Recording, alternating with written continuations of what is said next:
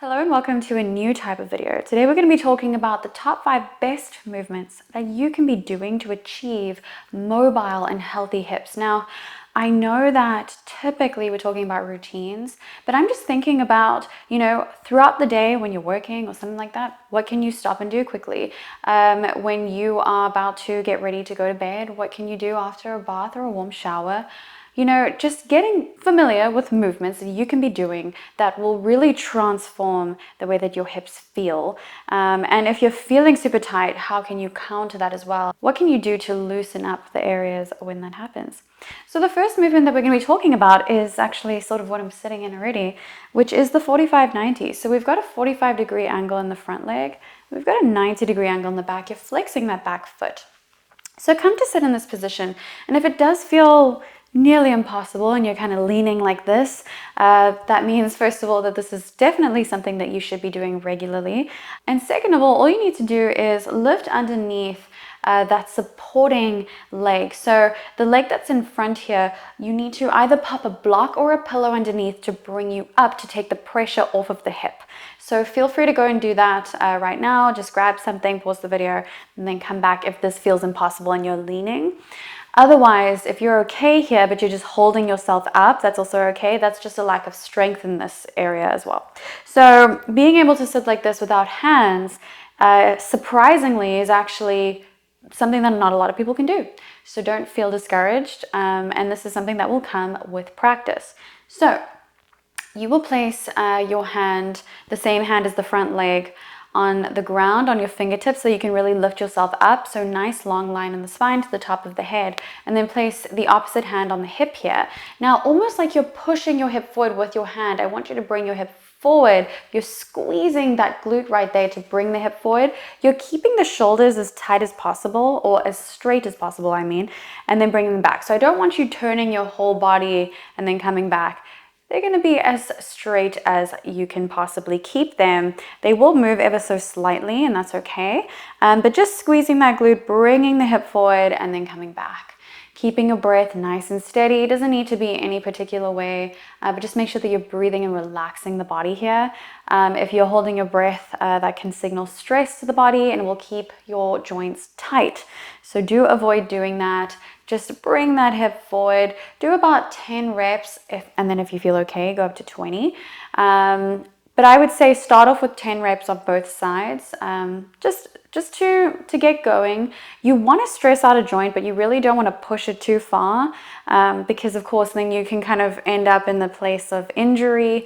You'd rather want to be in the place of a little bit of stress. You've got that balance. Think of it kind of like a little tipping point. You want to have that little bit of stress, but you don't want to end up in a place where you're putting your joint at risk. So switch over and we'll do the other side. The front leg is in a 45, back leg in a 90, and then hand on the hip, the same as the back leg, hand on the floor, the same as the front. Nice deep breaths. Bring that hip forward. Try to keep your shoulders still. And we're going to do about 10.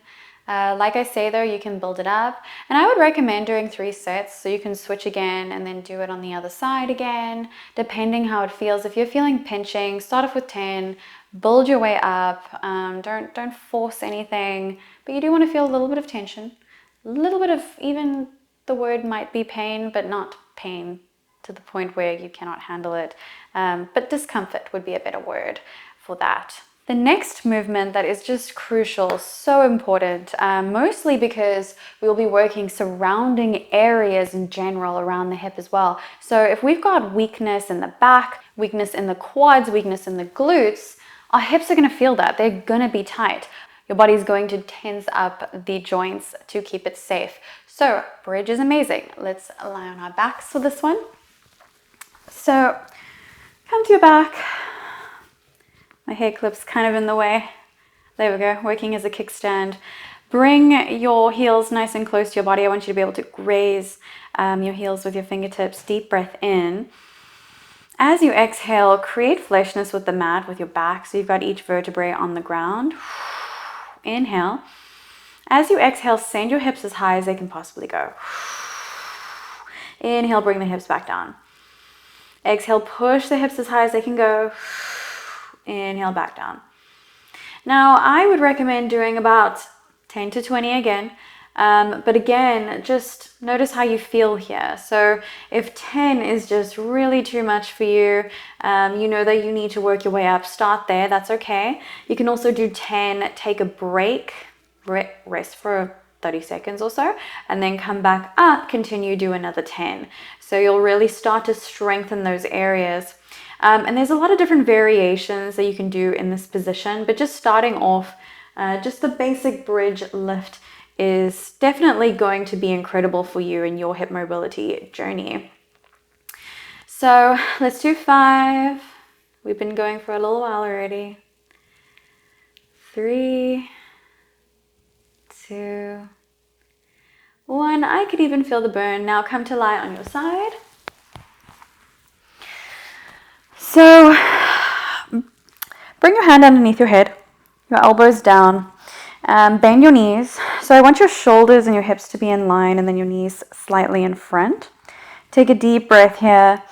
Try to relax. Now inhale again. As you exhale, lift your knee up and try to externally rotate the knee. So we've got that bottom leg down. The top leg is externally rotating as much as you can, even if it looks like it isn't. Just focus on trying to bring the knee out towards the back of the room as much as possible. Now, we're going to internally rotate the knee and tap it down. So we're creating internal and external rotation and then bring it back up. Your knee does not have to touch the ground. You can try to get it to touch the ground. Mine is not touching the ground right now. That's okay. If you hear cracking, just make the movement a little bit smaller. Ease your hips into this. You can also totally just bring it down slightly and then lift it back up. It doesn't need to be that full expression. Start with a smaller movement. It really is up to you. And also bring your tailbone out slightly rather than tucking it in. So it's almost like you have a slight arch in the back, and that's really going to help your hip move as well. And then again, 10, work your way up to 20. But just start with 10, take a break, do another 10, take a break, do another 10. Let's do 3 more. We'll just do 1 set on both sides. 2 and 1. And before we go to the other side, straighten that leg. This is another great movement for you. And then start to draw circles with your leg. Okay, so this is going to create a lot of burning in the glute especially. So very, very powerful for strengthening those surrounding muscles. This is going to help loosen up your hips so much. Reverse. So maybe do 5 one way and then 5 another, and then work your way up to 10 one way, 10 another. 3, 2, 1. We'll stay here on this side. We'll do the other side in just a sec. Bring the top leg over on top here. So it's kind of like a little bit of a kickstand here. And then your bottom leg flicks that foot. So you can stay right where you are. Lift the bottom leg up and then slowly bring it down. It's floating above the ground. You're not resting it back down. So it's still floating. Lift the bottom leg up and then lower. Let's do 8, 7. This is very neglected here. So you want to make sure that you're working the inside of the hip as well. 4, 3, 2, and 1. Okay, let's do the other side. Should feel quite nice. I always feel a lot of relief in my hips when I do these movements. It's like my hips are asking for it. Okay, so we're kind of lying on our side here. We've got a pillow with our hand, and you can also bring your head down, make it comfortable. Just make sure that your shoulders are in line with your hips, and then you're kind of arching your back here. Deep breath in. Exhale, let's lift that leg up, external rotation, sending the knee to the back of the room. And then internally rotate, tap down. Doesn't have to tap on the floor. Can be a lot smaller than what I'm doing. Just don't let your hips tuck in. Make sure that you're kind of just sticking your booty out a little bit there. Let's do 6,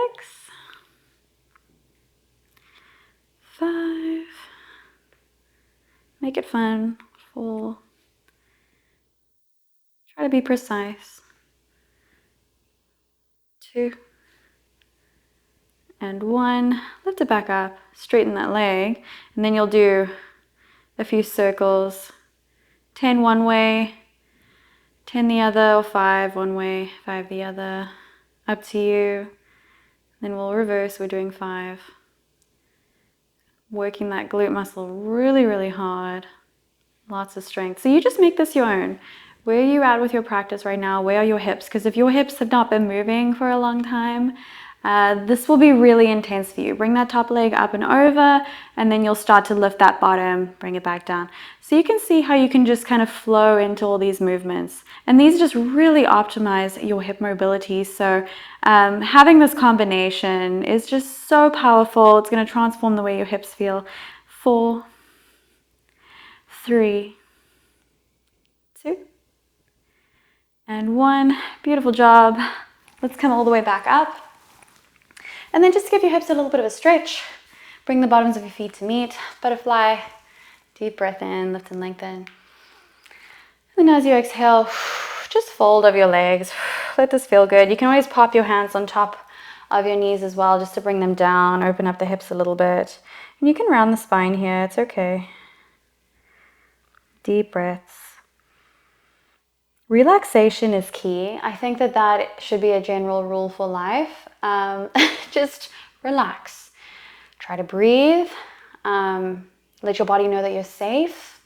And as long as you're doing that, your mobility will happen a lot faster. So if you're stressing your body out, forcing your body into positions, it's really going to make the process a lot slower, because I think that we get frustrated with where we're at. Please don't do that. Make the movements smaller, work your way up. It's like when you're training for a marathon, you start with a mile, then you start with 3, then you get to 5. That's how it works. So same thing with your flexibility and mobility. Bring your knees together. So if you're ever like having a big external rotation like that, you just want to bring your knees together, knock them together, feet out, toes facing each other. It's a nice little counter for you, because it can be quite dangerous to just come out of that position. So do be careful. But otherwise, that is it, guys. So very simple, but I promise you these simple movements have incredible results. So I'm so excited for you guys to start feeling mobile and supple in your hips. If you want to practice with me a lot longer and have access to all of my classes, programs, live streams, you name it, I do have a membership. The link for that will be down below. I'm so excited to see you in there. You do get 7 days totally free, so you can try it out, see if you like it. Otherwise, I will see you guys in the next one.